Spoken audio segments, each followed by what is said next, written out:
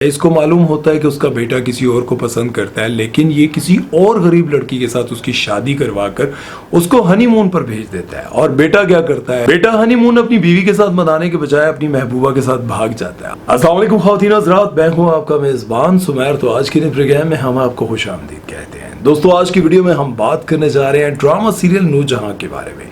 ये एक अजीबो गरीब और अनोखी औरत की कहानी है। वैसे तो ड्रामों में आजकल दिखाया जाता है जो सास होती है वो चालें चलती रहती है और साजिशें बुनती रहती है, दुनिया के सामने अच्छी बनती है, लेकिन दर हकीकत वो अंदर से एक चुड़ैल नुमा औरत होती है। ऐसी ही चीजें आजकल ड्रामों में दिखाई जाती हैं सास के बारे में। और इस कॉन्सेप्ट के हवाले से आए दिन कोई ना कोई आवाज उठाता रहता है कि ड्रामों में सास को इतना बुरा क्यों दिखाया जाता है। अब ये तो वही बता सकते हैं जिनकी शादियां हुई है।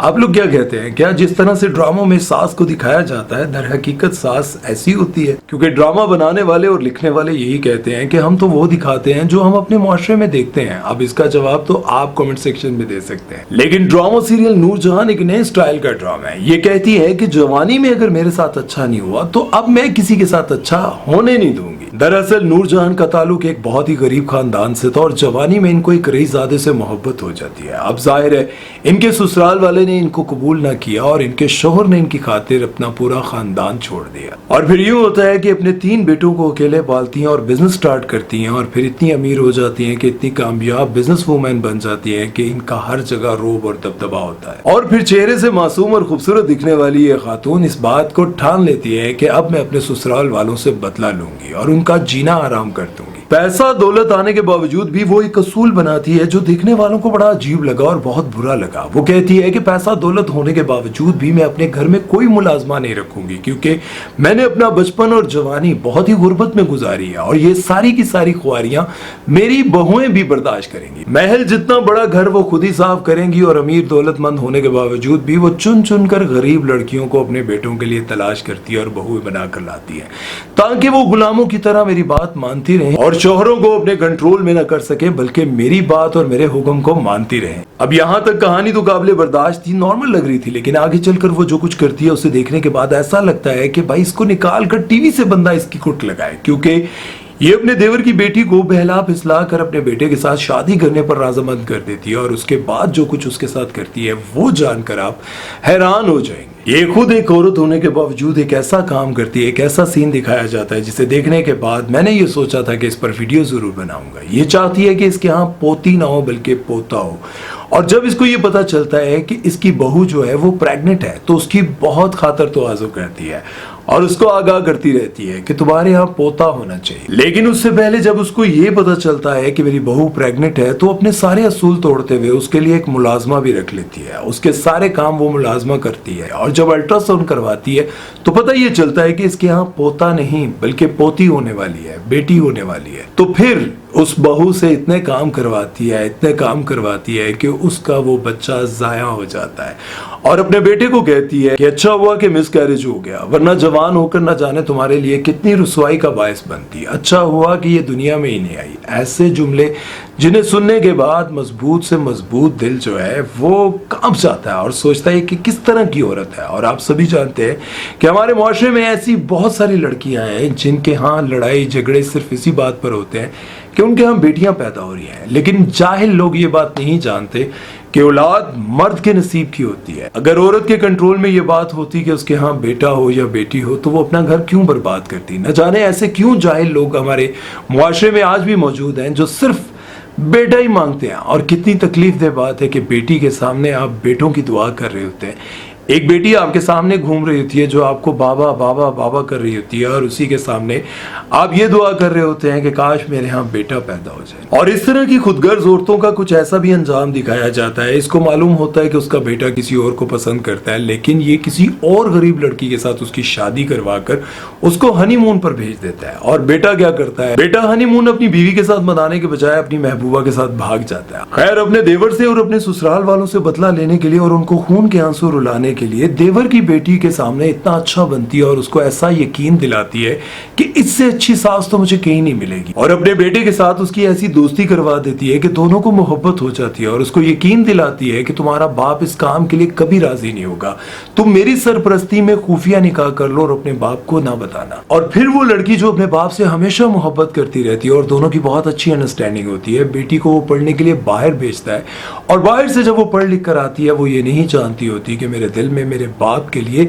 नफरत पैदा की जा रही है, और वो अपने बाप को फिर गलत समझने लग जाती है और फिर चाची यानी कि चुड़ैल की बातों को मान लेती है और खुफिया निकाह भी कर लेती है। और कुछ अरसे के बाद उसका असली चेहरा देखकर हैरान और परेशान रह जाती है कि मैंने इस पर यकीन किया था, क्योंकि उसके बेटे भी अपनी माँ को बहुत ही मासूम और अच्छा समझते रहते हैं। अब तक वो अपनी माँ को उस रूप में नहीं देख पाए जिस रूप से वो सारों के घर बर्बाद करना चाहती है, सबको रुलाना चाहती है। यहाँ पर मैं आपको ये बात बताना चाहता हूँ कि बहुत सारे ऐसे घर हैं जो अपने बच्चों के लिए माँ बहुत अच्छी होती है, हमेशा अच्छी होती है, लेकिन न जाने शादी के दूसरे ही दिन वो सास क्यों बन जाती है। बहुत सारे घर मैंने अपनी आंखों से बर्बाद होते हुए सिर्फ इसलिए देखे कि उनकी जो सास है वो वाकई अच्छी नहीं होती। सास कभी अपनी बेटी को खुश नहीं रहने देती, कभी बहू को, कभी दामाद को, ये सारे सिलसिले चलते रहते हैं। क्यों, पता नहीं उनके अंदर ये बात क्यों पैदा हो जाती है। एक बेटी जो हमेशा से 9, 10, 11, 12 बजे तक उठती है, लेकिन शादी के बाद जब उसके यहाँ कोई बहू आती है तो उसके 9 बजे उठने पर उसको बहुत बुरा लगता है, उसको बहुत गुस्सा आता है, लेकिन सारी जिंदगी वो अपनी बेटी को लेट उठने पर कभी शोर नहीं करती। और एक सास हमेशा अपने बेटों की हर बुराई को छुपाती रही, उनको इग्नोर करती रही और कहती रही कि मेरा बेटा बहुत अच्छा है, बहुत अच्छा है, हर बुराई को इग्नोर करती रही। लेकिन जब उसका कोई दामाद बन जाता है तो दामाद की छोटी छोटी बुराइयां उसको नजर क्यों आने लग जाती है, दामाद उसको इतना बुरा क्यों लगने लग जाता है कि अपनी ही बेटी का घर बर्बाद करने पर वो तुल जाती है।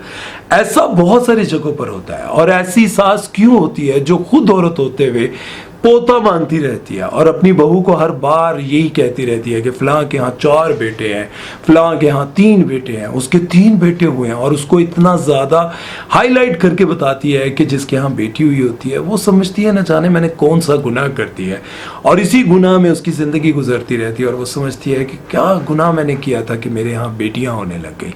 उसको अपनी ही बेटियाँ बुरी लगने लग जाती हैं और यूं हंसते बसते घर बर्बाद हो जाते हैं।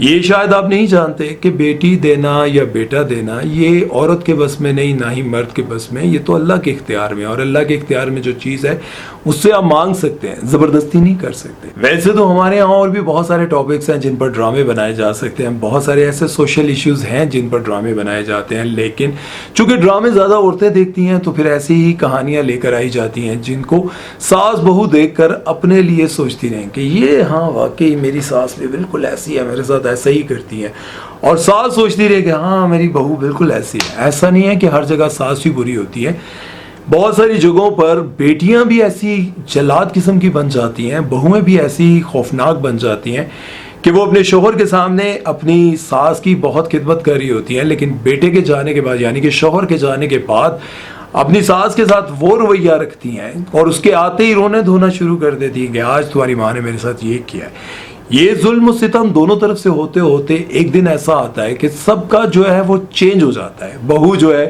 वो खुद सास बन जाती है और जो सास होती है वो इस दुनिया से चली जाती है।